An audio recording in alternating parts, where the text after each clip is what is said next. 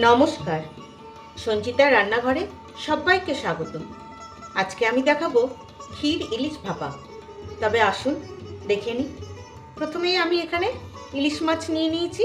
এই ভাপাটা পেটির মাছ দিয়েই বেশি ভালো লাগে খেতে, বা রিং পিস করলেও খারাপ লাগে না।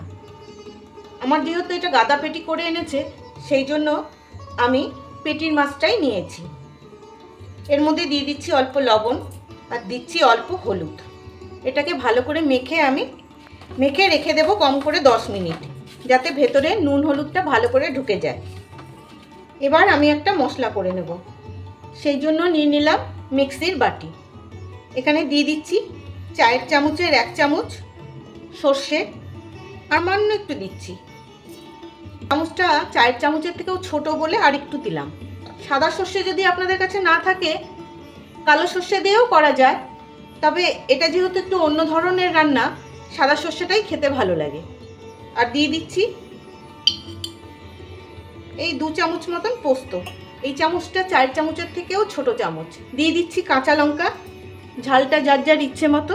আর দিয়ে দেবো অল্প লবণ। এর মধ্যেই দিয়ে দিচ্ছি আমি অল্প একটু চিনি। এই মশলাটা আমি বেটে নেব। এই মশলাটা আমি মিক্সিতে কিছুটা ঘুরিয়ে নিয়েছি, এখনো পুরো বেটে নিইনি। এর মধ্যেই আমি চামচ 2 টক দই আর দিচ্ছি এই 10-15 গ্রাম মতন খোয়া ক্ষীর। এটা বাজার থেকে কেনা। এবার এই সব শুদ্ধ আমি মিহি করে পেস্ট করে নেব। সব মশলাটা আমি একসাথে বেটে নিয়েছি। এবার এটা ইলিশ মাছের মধ্যে দিয়ে দেব।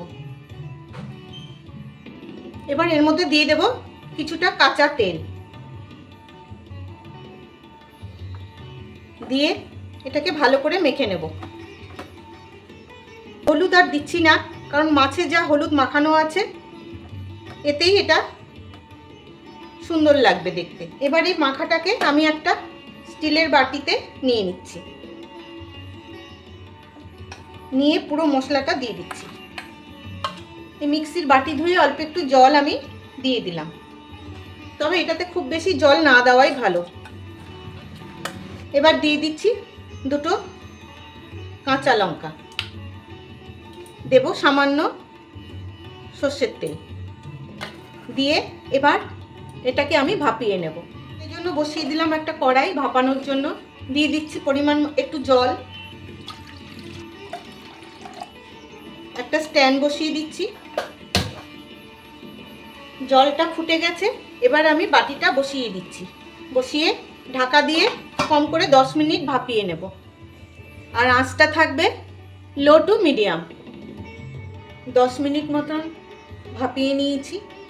ভাপিয়ে নেওয়ার পর গ্যাস অফ করে আমি রেখে দিয়েছিলাম একটু ঠান্ডা হওয়ার জন্য। আমি আরও 10 মিনিট বাদে ফিরে এলাম। এবার দেখি মাছটা কতটা কি হলো। এখনও ভালোই গরম। আমি আগে দেখে নিই মাছটা সেদ্ধ হলো নাকি, কতটা কি হলো। দেখতে তো দারুণ হয়েছে। দারুণ সুন্দর একটা ক্ষীর দইয়ের সাথে যে একটা দারুণ গন্ধ, অপূর্ব আসছে গন্ধটা। একদম সেদ্ধ হয়ে গেছে। দেখুন, এই দেখুন, তৈরি হয়ে গেল ক্ষীর ইলিশ ভাপা। কেমন লাগলো আপনাদের জানাবেন কিন্তু। আর ভালো লাগলে ইউটিউব থেকে দেখলে একটা সাবস্ক্রাইব, আর ফেসবুক থেকে দেখলে একটা ফলো করে দেওয়ার অনুরোধ রাখছি। তবে আজকের মতন আসি। ভালো থাকবেন সবাই।